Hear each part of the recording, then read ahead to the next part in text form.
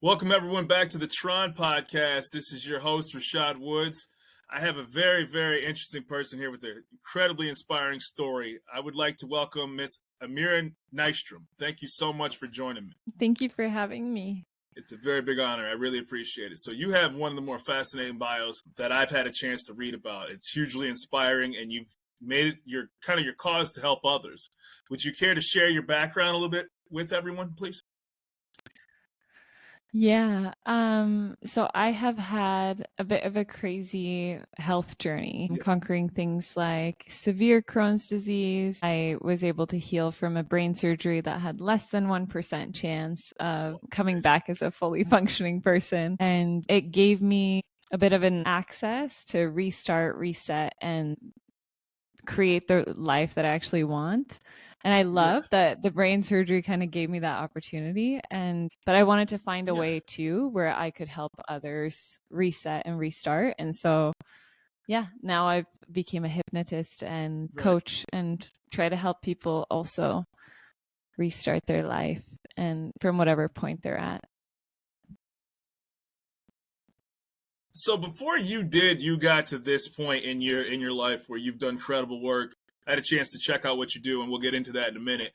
But what were you doing before this that suddenly made you do this 180 and were like, you know what, I'm going to take this path because this is the path of happiness and success? That's a pretty drastic. I've never really heard of a career like this. No, I started with honestly working at Red Robin when I had my brain surgery, and I had like 5 different jobs. I was running around and I was a server, and my big dream was to become a bartender because that was the coolest thing in front of me. Like, I could do this next level thing in the world that I'm in. And then when I had the brain surgery, I decided to do something totally different. And so I just went to Maui and started a completely different life, and met some random person in the jungle that told me that I should create a business and create residual income. And I was like, oh, that's a good idea. And it took me on a bit of a journey. Just some magical story. You literally went to like where volcanoes and mountains are in the jungle and met I can't make this up. That's awesome. Like, I've never heard anything like that. Like, I know I don't want to get too much in your personal life, but like when you told like in your inner circle of people, they probably thought that was the craziest thing in the world to do, right? Like, I'm going to pack my bags, I'm going to quote unquote find myself, right? Yeah, exactly. It's like they, especially having just recovered from brain surgery, they were all pretty concerned because, they're used to taking a lot of care of me, and they just couldn't do anything because I was just going to go to Maui and figure it out. So they're like, but can you take care of yourself? Are you good? My family and friends were definitely really concerned. But yeah, it felt good, and I was just on a journey to find, where am I supposed to be? Because this feels wrong. Whatever I'm in right now feels wrong. So let's go on an adventure and see where. Okay, so you land in Maui, right? And so, you get there and you meet this person that tells you, hey, I'm on a spiritual journey. Clearly you were like-minded with this individual that you met, and you started transforming this into the business. So how did that come into turning into a business where, okay, I'm going to take the next step to make sure that this is something that's a lifestyle that I'm going to live and help others and have residual income and live off of this lifestyle? Yeah, it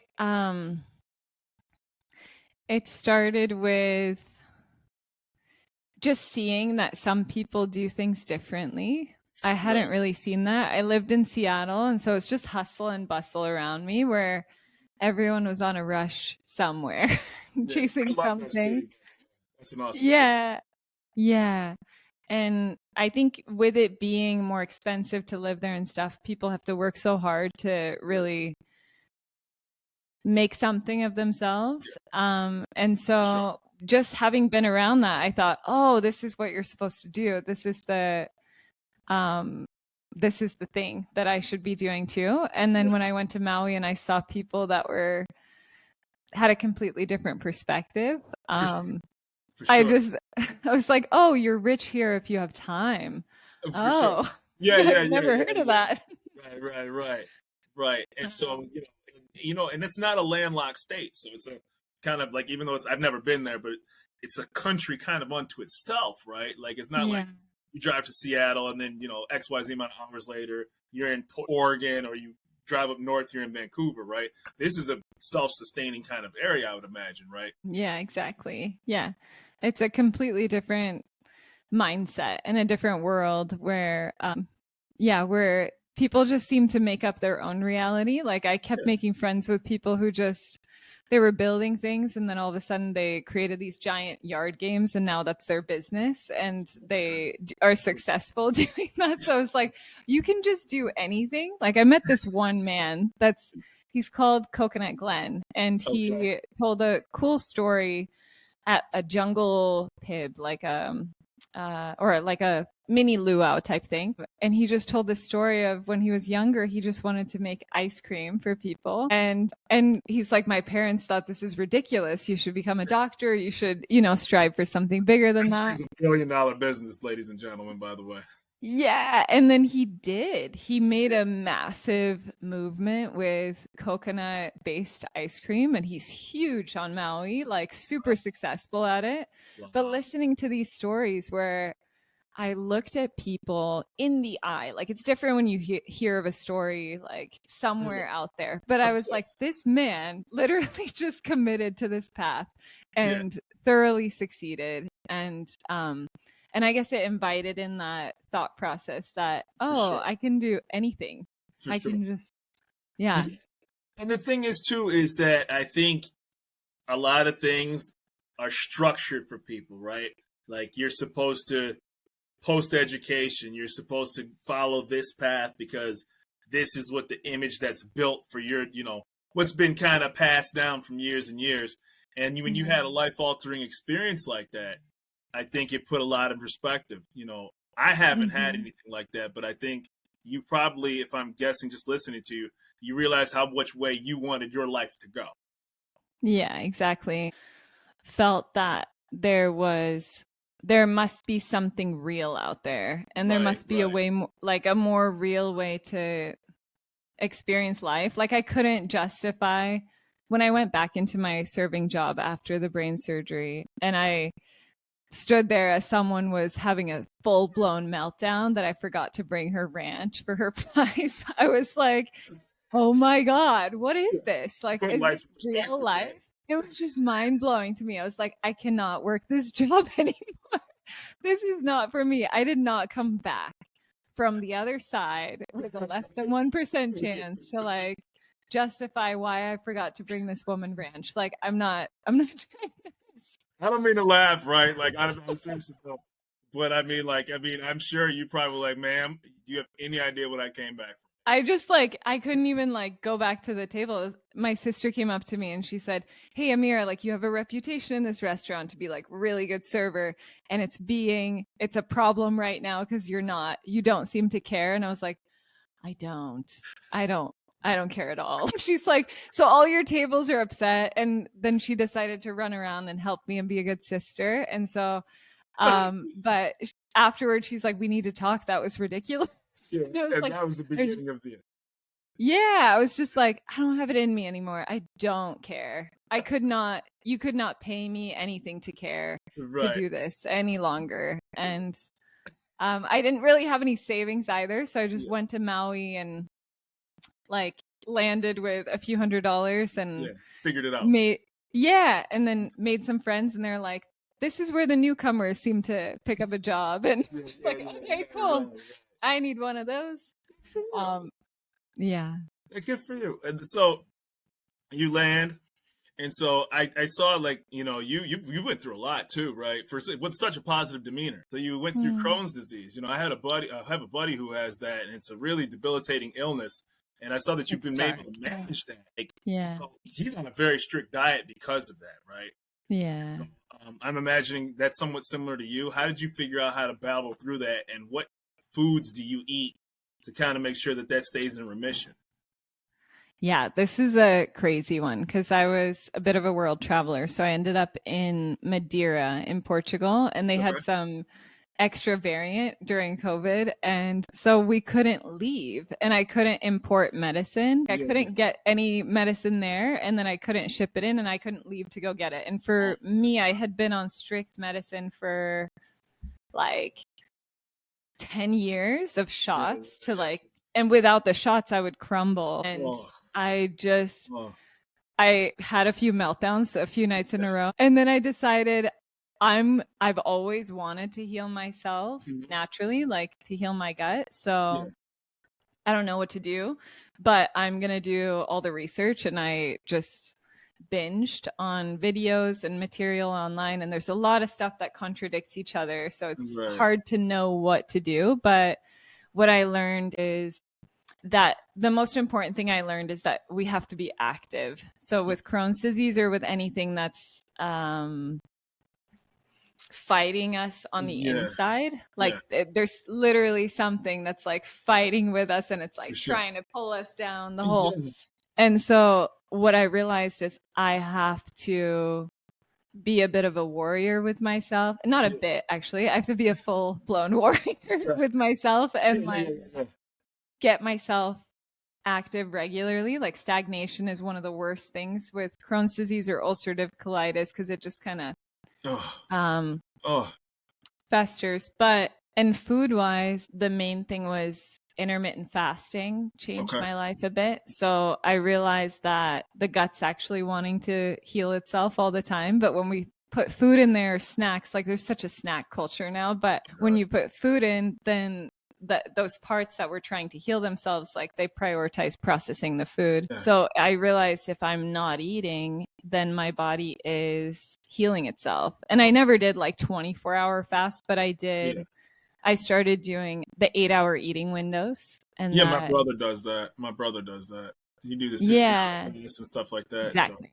So that became my normal life. Like that's still my life because I can break that maybe a few times here and there and it's no problem. And my Crohn's, it doesn't flare up. But if I'm regularly doing what most people are doing, which is eating breakfast at 8 and snacking until like, 11 p.m. Like 100%. I could not do that.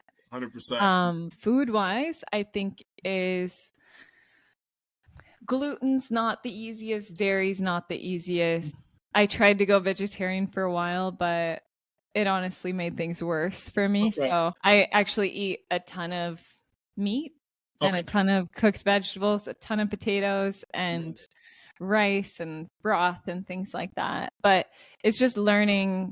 Yeah, I have like endless knowledge on, what works with Crohn's. I don't know how much you want to go into. No. And then, like you have such a fascinating story. I don't want to, stick down too much of anything, right? I was just thinking of my buddy. He basically turned into a Presbyterian, right? So he can't, he's like, I avoid pizza, I eat lots of fish, and then I'm good. I'm like, yo, dude, this fish is great. Woo. Yeah. It's crazy. So, it's interesting. So talk about like hypnotherapy. Did I pronounce that right? Right. Hypnotherapy, That too. And then how did you become a retreat specialist? I imagine that probably happened in Maui. I'm just guessing. That's just my, humble opinion, but I don't want to step out of pocket if that's different.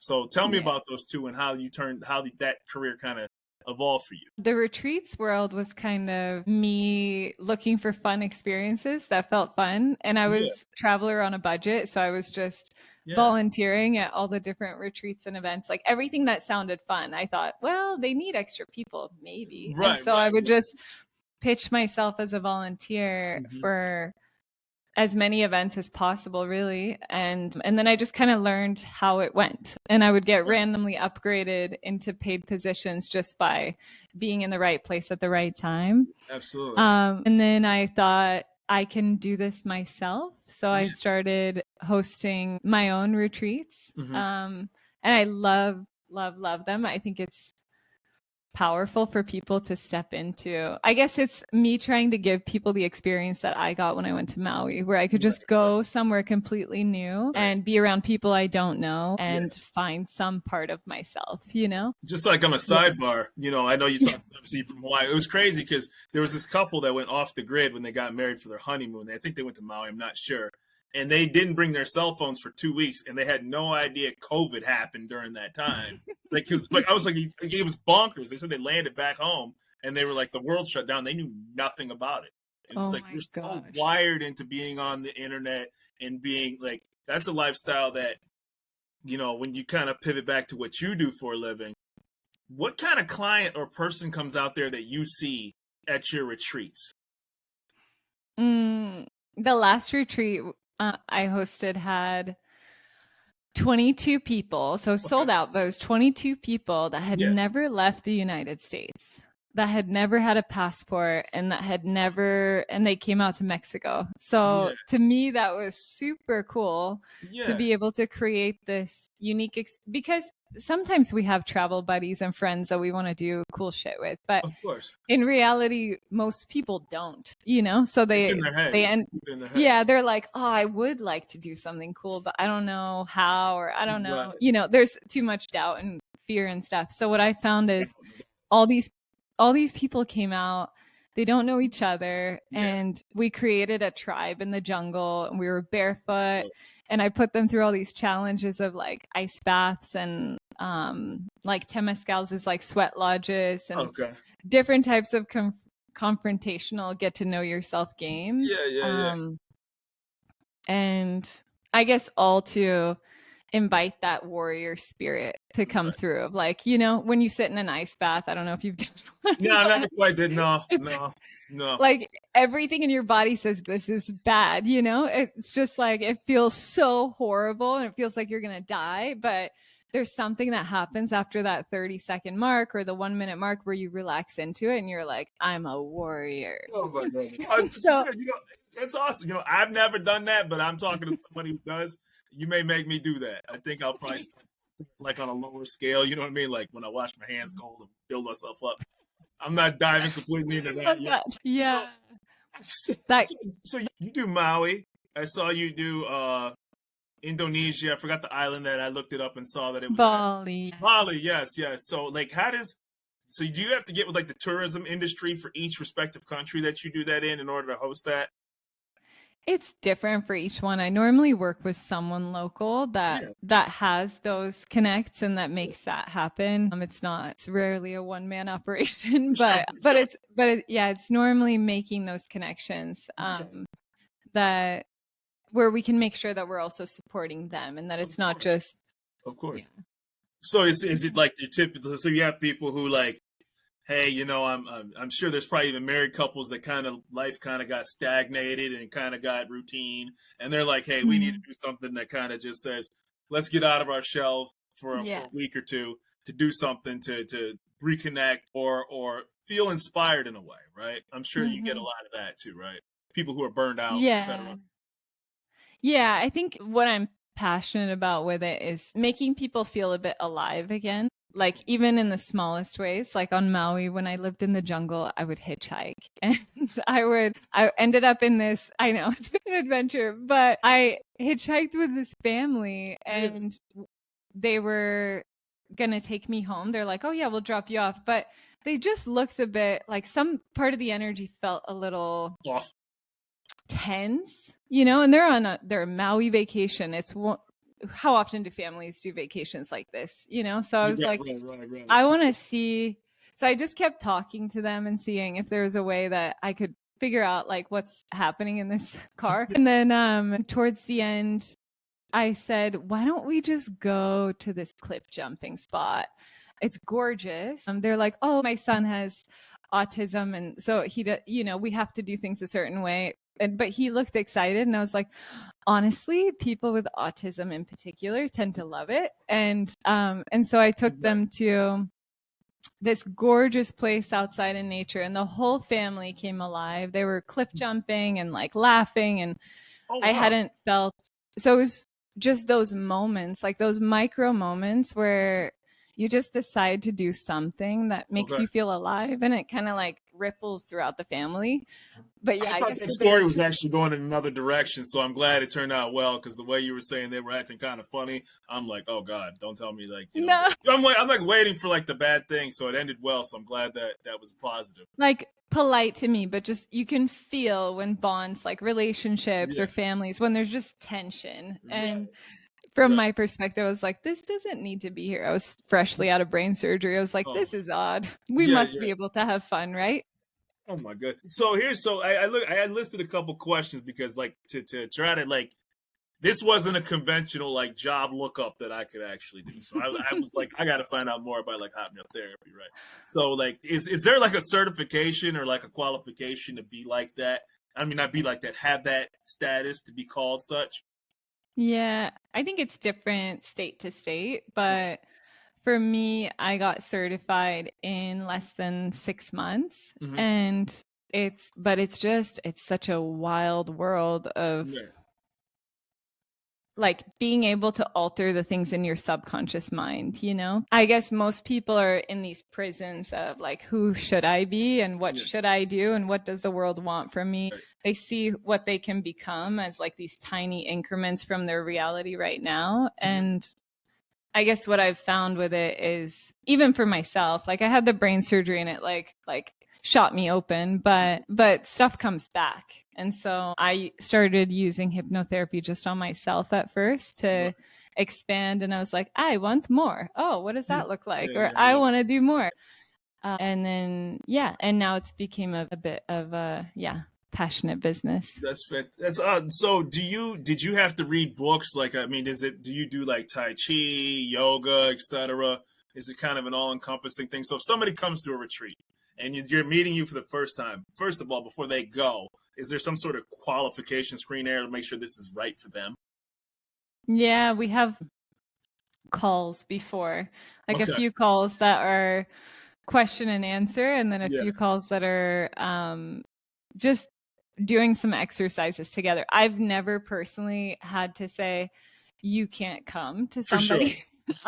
Just curious, I haven't, but I know with like my adventure company and Epic, that we have gotten people that book that are not so friendly on the phone, and I just tell them to go to a different company. I'm like, actually, we're sold out, but these guys are so awesome. But positivity coming the entire time. Yeah, but with the retreats, I've never ran into somebody that I haven't wanted to work with.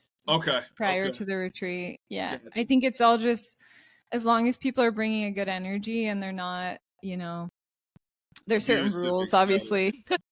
That's just, because I would think that, hey, is this right for you? Because maybe it's not for somebody.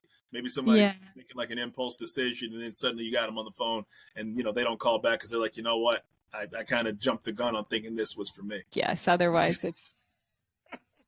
I don't think you'll be driving me in the middle of the jungle anytime soon, to be quite honest with you. I just got to keep it real. That's not going to be, I'm temperature controlled, like that's not happening. Temperature control. I like I'm just keeping it 100. I'm gonna keep it 100. Like the what's that? Air, the controlled air, controlled heat, whatever you want to call that. I mean, nah. To each stuff, but I loved hearing you talk about it, and it's me personally, it would take a lot. Where are you based? I'm based right outside of Detroit, Michigan, right? So okay. But there's a certain level of envy for a lifestyle like that. So that's why I thought it was one of the more fascinating stories that I had heard. I saw like hypnosis. It started like in like the 1700s. So just kind of back to your field a little bit. What are the misconceptions about like hypnosis, retreats, and things that people that you see movies, you see TV, and you think it's some kind of way, and then can you explain that? Yeah, I think that with hypnosis, the main thing I've gotten from some people is I had this funny character that said, I don't believe I can be hypnotized. And I was like, well, then you are correct, sir. Because it's not mind control. It's not like we are going in and we're like, forcing them to do weird things. It's not something like that. It's like a deep meditation. Not everyone meditates, but it's basically you just go into a deeper part of yourself. And then the goal with the hypnosis that I do is I'll get like some info from them before of what is it they're working on, what do they want to solve, cure, handle. And then when we go into that like deep meditative state that we call a trance, then I just plug that in, and there's nothing coming through me that wasn't said by the person in the pre-process. Sure. But I think that the misconception is probably that the mind control is the funniest one I've heard. Like, they're like, what's going to happen to me? Am I going to do something crazy? I'm like, I hope not. Right, most people just, they just sit there. Like, you're gonna watch them walk off a cliff because you like hypnotized them to do it, right? Like, yeah, no, right. that's not how it works. And with retreats, I think, I mean, I don't know if people judge retreats to be anything like maybe bougie or something, but I don't know. I have no idea if people actually judge that one, because I've only ever been around people who seem to love them. So is there like physical challenges that you said you put people through, like physical challenges and things like that? So like, can you give me an example of some of the physical challenges you would put somebody through? Yeah. The goal with the physical challenges is to feel like they can handle stuff. Like the particular retreats I've been doing lately, there's some that are like yoga, meditation, hypnosis retreats, and those are more peaceful, reset the nervous system type stuff. But the ones that I've been doing a lot of lately is the warrior retreats, and those are definitely have physical challenges, and they will do like obstacle courses and things like that. Sometimes, yeah. Okay. And sometimes but I would say like the Temescal, the last one we did actually had ayahuasca in it as well. We don't normally, it's a plant medicine type thing. And we don't normally do retreats with that, but once in a while. So that's a challenge of its own. But it was, different challenges that when you sit in a sweat lodge for a really long time, there's just some part of like, we want to take you to that point that's like, I don't think I can handle this, and then have something else just like shoot through, and you're like, I can handle anything. Bring it on, boss, partner, life. Life. Yeah, exactly. It's a confidence builder, because in all seriousness, I think a lot of people get browbeat and beat down by the day-to-day activities of life, right? Mm-hmm. And so by having something like that, it shows you and it opens your mind up, and you need that challenge. And it's not like a standard challenge either, right? Like, it's not static, like I'm going to lift this weight, or I'm going to go 15 minutes more on this treadmill, yay me. This is literally like breaking down every kind of part who you could be, and then powering through it. And then you're seeing similar people as well too, that could be at that same stage in life that you're at. And that's one wonderful thing, So is this year round? You do this is a year round. Oh, that's great. Yeah, because you have warm weather climates to do it in. That's awesome. Yeah, all the time. As many retreats as I love it. Like 4 retreats a year, and that's awesome. It's the best thing to just kind of, to form these little tribe pods, and we all keep up too. We just had a call yesterday, and where we just check in, like, how's life going? And because also people go back to their worlds where they don't have so many of those like-minded connections. So keeping up and like, I guess having that sense of community can be powerful. That's really cool. Yeah. When people go out there, would you recommend they're in some sort of physical condition before they put themselves through something like this? Because, oh my God. It's different. It's different we had in the last one, the youngest be an 18-year-old guy, which I think is so cool that you're 18 and you're just like deciding right at the minimum age that you could join, that you want to go and like find your warrior spirit. That's amazing. And then the oldest we had was I believe he was in his 60s. That's awesome. For us, it doesn't really matter. I've seen 95-year-old people in the jungle. It's just like, who are they? Like, are they the ones if they're on walkers or wheelchairs? Probably not, but if they walk and if they're comfortable, but they might not do all the challenges. Like in the last one, we had a dance challenge too. Mm-hmm. Like we had people pick between doing a dance off or like the Fight Club challenge. They might not do Fight Club. I don't know. Don't tell them, like, I'm obviously, like, God forbid somebody actually got like broken bone, but is it just like stimulated kind of things like that? I have no idea what a Fight Club challenge would be. You can't leave that on the vine, so to speak. They do. So what we did is we had Muay Thai fighters come in and teach them how to do some cool stuff. And then after that, they would spar each other. And so they would pick, they would pick the level that they want to spar. So maybe they pick, someone says, oh, I want to spar at like 10% strength, or I want to spar at 30% strength. And then they kind of check. That's dope. And then some of them were more intense. They're like, I want to go 60. And so they wait for someone in the group to be like, oh, I want to go 60 too. We didn't go higher than that, but it felt for those guys that, you know, what we attracted in this retreat was people who were looking to feel like that maybe felt more stuck or disempowered before, and they were looking to feel that they can, you know, handle these things. And so when they did this, and they had never fought before, and anybody who says they can go at 60% with a Muay Thai fighter, you know, in their first sparring session, never fought before. Yeah. Yeah, exactly. Yeah. Full disclosure, you don't do that. You don't do that. No, I would do maybe 20. Easily. I take Muay Thai, so I know exactly. Yeah, it's, you don't want to know. Like, you know, that's a horrible idea. But no, I mean, in the constant, I'm just thinking in my head, like, yo, man, you really want to do that? But but I think it's powerful, especially for like both for women and for men, men to feel like, not that they want to, you know, run around hitting or kicking the world, but just to feel like they can, like to feel like they can defend themselves. I think it's so important. And for women too, I think a lot of women have a lot that's just kind of like suppressed. And so it's nice to just like get it out of our body. But yeah, so they would pick either Fight Club or a dance off, and we encourage them to choose whichever one scares them more. So some of the bigger buff guys, they were like, honestly, dancing scares me more. So so then they would do the dance part. Yeah. Good for you. That's good for them. But yeah, it's fun stuff. That's really cool. That's really, how far off the grid are these locations? Like, it's like you land in the most, you know, vacation, and then there's your the recommended area based upon Travelocity, etc. How far off are you from that area where you have your retreats?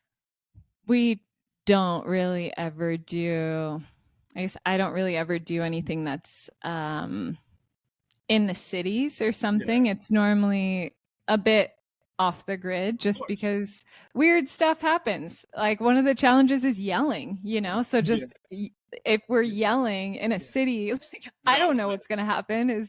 Are the cops going to come, like, think something's wrong, you know? So we have a yelling challenge where we just like, so we always try to do it a little bit outside of the city. Like, we have one coming up in Maui in June, and it is that one's pretty much in the middle of the jungle, and then the ones in Mexico are in this tiny town called Valladolid. So it's This stuff. But yeah, I mean, who's going to go on a retreat just so you can stay downtown where cars and taxis are flying right past you and everything? So I got to tell you, you know, this has been one of the more interesting, because I have so many, because I can't even, it's so off the grid of what I would, you know, think of what's possible in life, right? Like, here you are in the jungle, right? And you know, meeting new people, strangers. This is like some 1970s, like hippie type stuff that just goes through my head, and it seems like a very peaceful lifestyle for you. Yeah, I'm a firm believer that, like, whoever we are is perfect somewhere. Yeah, I think I found my little world. Yeah. So it's, of course. What's the most fascinating place that you've been, you know, since you've traveled? Maui's been my home for the last 10 years, and I'm obsessed with it, but it's also kind of mainstream.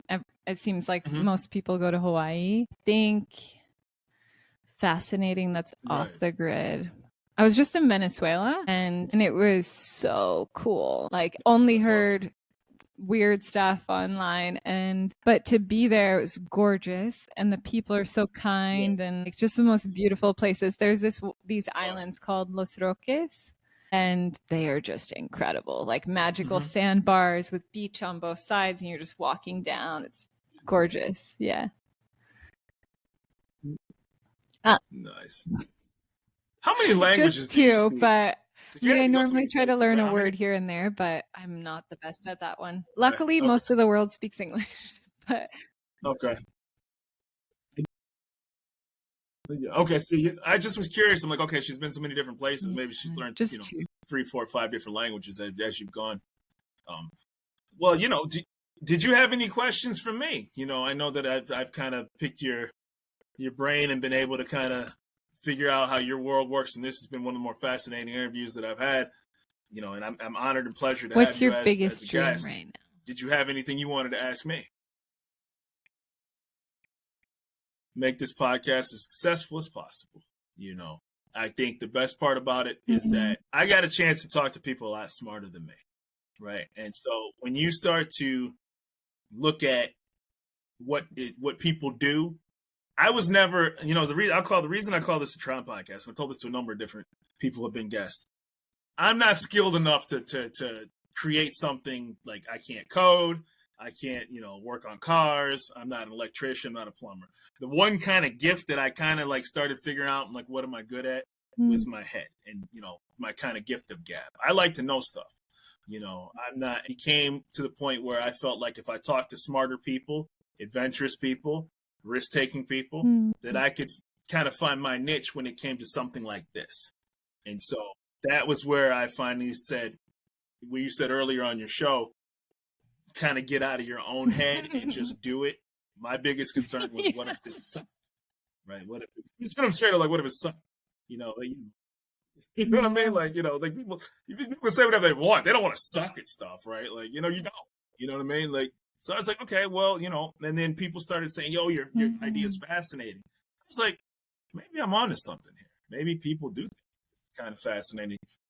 So because I'm not great at one particular thing, well, I think that it's really cool when people are so honest about what if this sucks, because I just posted something like that on Instagram of like, we have to just stay resilient, because all of us have that thought. All of us have like this, what if this isn't enough, or what if it doesn't, and so I think it's really cool when people are so honest and they're just like, yeah. And then you never do it. Yeah, then you never do it, right? Then you're just like, yeah, you know what? I'll just stay on this little, my sandbox over here, because, my voice, and it's funny because you won't find if you're good at a podcast or an interview until you actually start talking to people and getting feedback. Because what happens is you can fall in love with your own cooking, right? Which means like, oh, everything I taste is great. And then you serve it to somebody and they're like, this is awful, dude. What did you make, right? So I think I'm doing this okay because people have told me I'm doing okay, but I'm always looking for the next challenge. I think that's so valuable because people don't also have, like, we all have our own network. And I think if some people don't have access to what's possible out there, like that used to be me, like I didn't even know podcasts were a thing. I don't know if they were back then, but there wasn't anyone telling me that you could do anything any differently. And so I think that people who do this, who start these podcasts and to try to bring voices into their world, just to share, it's not that it's wiser, cooler, whatever. It's just, it's different. And it's something that maybe inspires them to just like, it invites in a thought that, oh, I could do something differently, and I think it's cool. Yeah. It's easy to sit back and say, like, for me, like talking to somebody like yourself and some of the other guests that I've had, it's not the conversation about the football game yesterday, right? And I'm not saying that there's not valuable, things to be had about being entertained by football or, movies, which I watch both of, and boxing and MMA. But like, this is something that's so like, you have to really be in it to talk about it. Like I can come back and say, I talked to somebody who's a world traveler, hypnosis expert, and a retreat specialist. I mean, people can say that, and you do that for a living, right? And here's my time to talk to somebody who does that, right? Like it's not a normal conversation that people would say they had. Yeah. So that's what fascinated me about this. It's really cool. So, outside of that, I don't have, any earth shattering, Oprah-like questions for you. I feel as though I've probably monopolized enough of your time. So unless you have anything else, it has been an absolute honor. Before you get off, though, I want people to be able to know how to reach you. Obviously don't need me to get clients, but for this the first time now I think the how best can people thing find Amira? is on Instagram, Traveler of Love, because it's just where I keep the most fresh info of what's going on. Yeah. For sure. For sure. For sure. For sure. So, anybody, that'll definitely be, a point of emphasis. And, you may even see me and my wife out there, but good luck getting her out there. So that's a different monster right there when it comes to getting her in the jungle. So yeah, thank you for having me. Amira, thank you so much for your time. It's been an absolute pleasure. Of course.